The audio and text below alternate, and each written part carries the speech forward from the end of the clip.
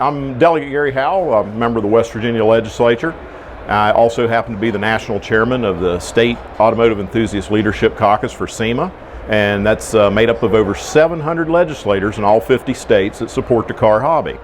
And what we do is we go out and make sure that the legislation that's put forth, if it supports the hobby, we support it, and if it's bad for the hobby, then we try to oppose it.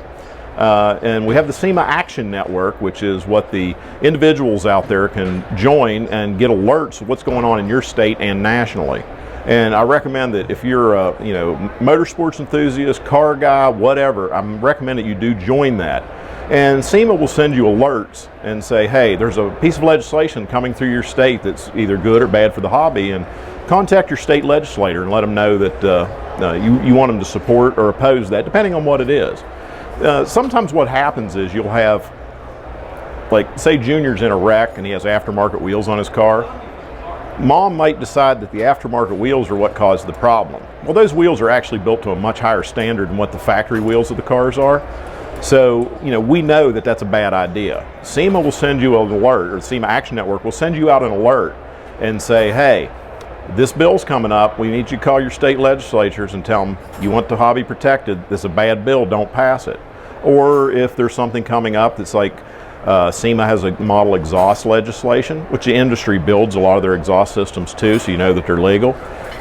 If your legislator comes up, or maybe you want to go to your legislator, hey, why don't you pass this model legislation? That way, you walk into a store, you know that exhaust system you buy is legal in your state once that becomes a code. And that's something you can support.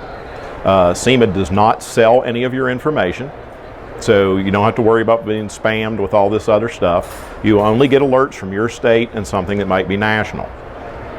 Typically in a year I get about 5-6 emails a year from SEMA. But what you need to do is think of them as your oil pressure gauge versus your oil pressure light. If you're not paying attention, you see that light come on, well, it's too late.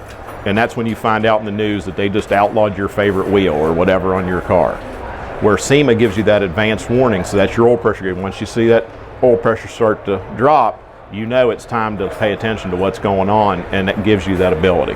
In West Virginia, I'm a member of the Roads and Transportation Committee, which oversees our vehicle regulations and that. So I've kind of been the watchdog on that committee the whole time I've been in the legislature. I also serve as one of the major committee chairmen of House Committee on Government Organization. We also oversee the structure of government, so DMV, things like that. So I get to catch a lot of that, and being chairman, I can stop a bill. So we're just not going to put that one on the agenda, guys. That's a really bad bill. So that makes it a little bit easier. One of the things that we're working on in West Virginia right now is what we call a car collector tag. Now, every state's got like an antique vehicle or a collector car. But what the car collector tag is a lot of us have more than one antique vehicle or hot rod or whatever. You can actually transfer this tag from car to car like a dealer tag. And since in West Virginia, and I don't know if this is unique to our state, but if you have insurance in the state on a vehicle and you purchase another vehicle, we require that insurance company to cover it with liability only for 30 days. Using that with this bill we're putting in, if you go to Carlisle or a major car show, you can just take that license plate with you. You purchase a car, you bolt it on, you're good for 30 days on a signed bill of sale. And that really will help the people who have collections in the hobby and stuff like that. Howell Automotive is my business. I'm not just a member of the state legislature, I'm also a business member of SEMA. I've had show cars on display here at SEMA. In the past, I used to race dirt track. I've also done some drag racing and a little bit of road course too.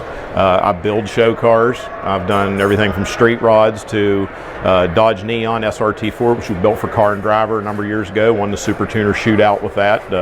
Little four-cylinder, puts 456 horsepower to the ground. So it's a really fun toy. So, I'm not just some guy that wears a suit and off in the Capitol someplace. If you drive by West Virginia's Capitol and you look at the legislators' parkings, you'll see the Mercedes and high-end cars, and then you'll see a lifted red, white, and blue Jeep Cherokee with 4.5-inch rock crawler lift, light bar. That's mine. So people know I'm somebody who supports the hobby and one of them. I turn wrenches. As a business owner, SEMA really supports the automotive businesses, and that's exactly what industry I was in. And they also work, as a small business, we're employers. They work with us on stuff, surviving Obamacare, how to do, taxes, stuff like that. SEMA really has some great programs for business, so I was involved in that.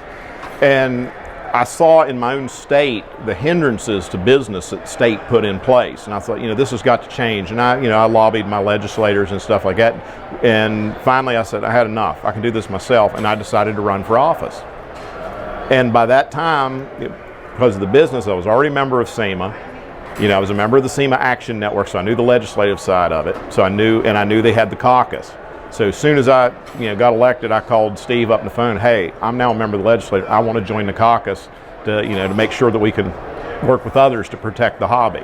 And when Bill Rylick stepped down, who was the chairman prior to me, Steve said, hey, would you step up and take the chairmanship, because I'm actually in the industry and see both sides of it.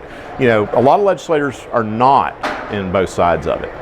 They're just legislators, but they understand that they have to respond to their constituents. And that's one of the other things I'd like to tell your listeners out there is, if you know your state legislator, call them up, invite them to a car show. We run for office, some of us every 2 years, some of us every 4. We have to meet people. We have to meet our constituents. And these car shows are a great place to meet constituents. And once they're there, if that piece of legislation comes up that's questionable, hey, I remember, Bob from the car show. I'm going to call him and see what he thinks about this. There's a saying, in racing, it's not who you know, it's who knows you. Well, that works for legislators too. It's not that you know the legislator, but they know you and you're in the hobby. And they'll call you for advice. And by inviting them to the car show, they get to meet constituents, which is something that they have to do, and it's a win-win for everybody. And if you want to invite one of your state legislators to join the caucus, it's absolutely free. There's no pressure. They get invited out here to SEMA every year for a dinner that we have, and they get to see the hobby and how strong it is and how much it is for creating jobs. And all they have to do is contact Steve McDonald, which is stevem@sema.org, and Steve will give them the information.